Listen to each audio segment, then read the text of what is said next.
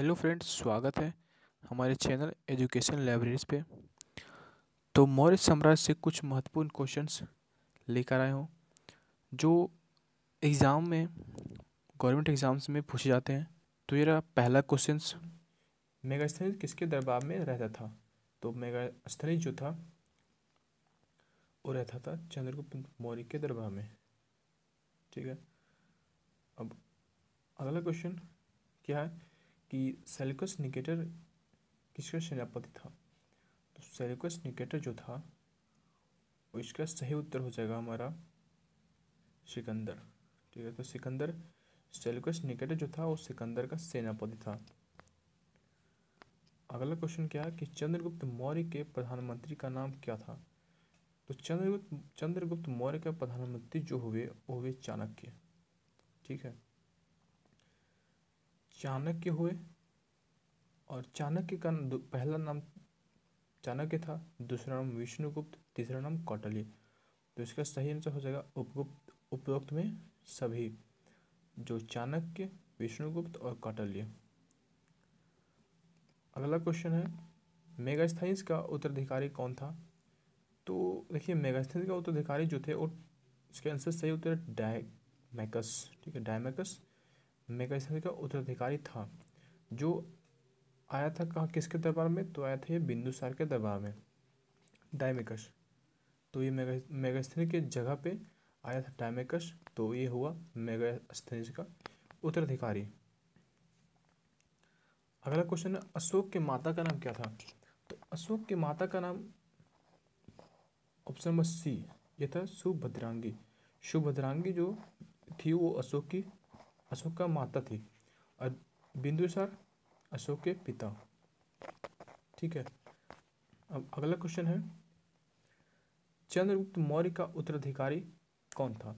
तो चंद्रगुप्त मौर्य के बाद जो शासक आए, मौर्य वंश में जो चंद्रगुप्त मौर्य के बाद जो आए कौन थे? बिंदुसार। मतलब कि बिंदुसार जो हुए वो चंद्रगुप्त मौर्य का उत्तराधिकारी हुए। अगला क्वेश्चन कि मेगास्थनीज के द्वारा लिखी गई पुस्तक कौन सी थी? तो देखिए, मेगास्थनीज जो थे वो आए थे चंद्रगुप्त मौर्य के दरबार में, मतलब भारत। तो इंडिया में रह के लिखे इंडिका पुस्तक। तो इसका सही आंसर होगा ऑप्शन ए, इंडिका।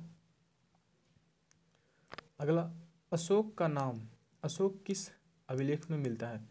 तो अशोक का नाम अशोक मिलता है हमारा 4 अभिलेख है। पहला मास्की, दूसरा गुर्जरा, तीसरा नेटुर, चौथा उदगोला।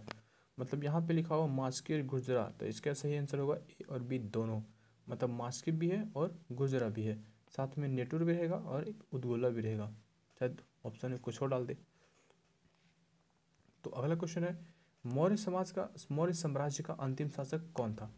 तो मौर्य साम्राज्य का अंतिम शासक कौन था?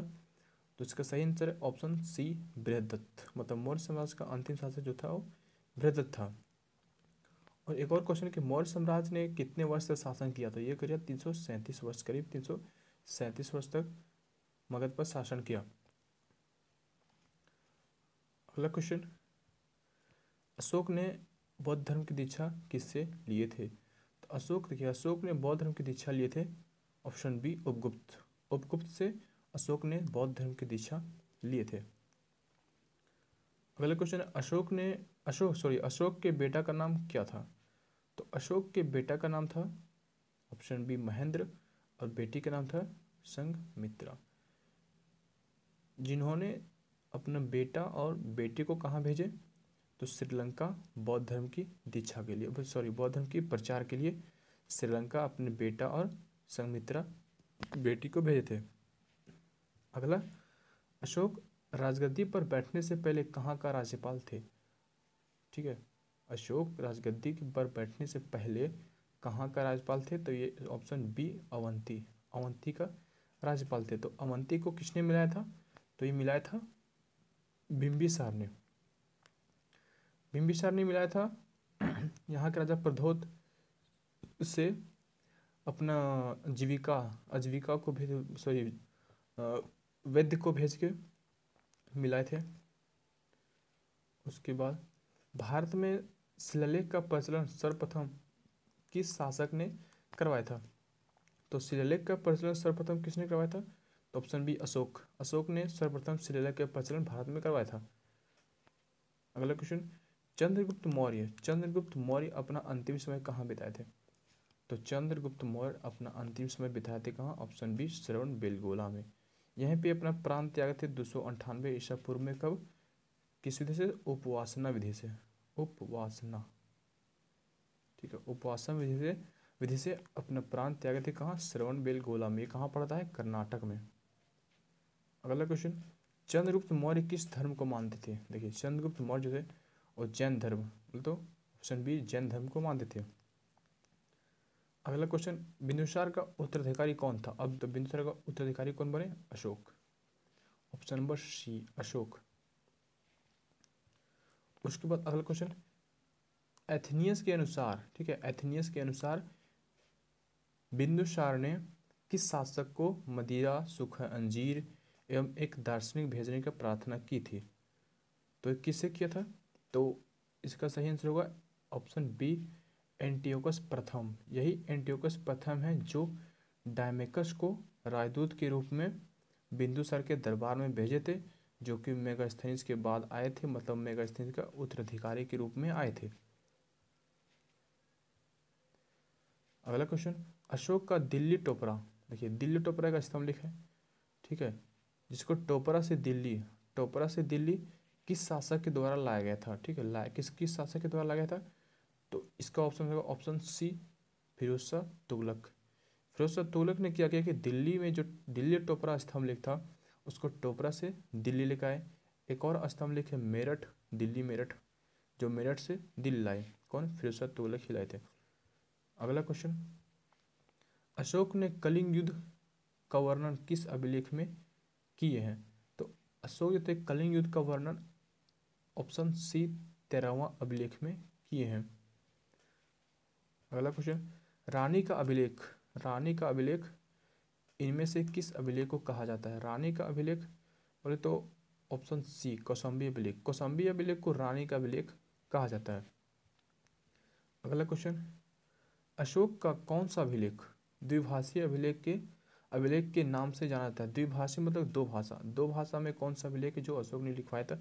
तो वह है सारेकुणा। ऑप्शन बी सारेकुणा, जो ग्रीक और अरमाइक भाषा में लिखा हुआ है। अगला क्वेश्चन, मौर्य साम्राज्य के किस शासक को सेंड्रोकोटस भी कहा जाता है? सेंड्रोकोटस किसको कहा जाता है? तो ऑप्शन बी चंद्रगुप्त मौर्य को सेंड्रोकोटस भी कहा जाता है।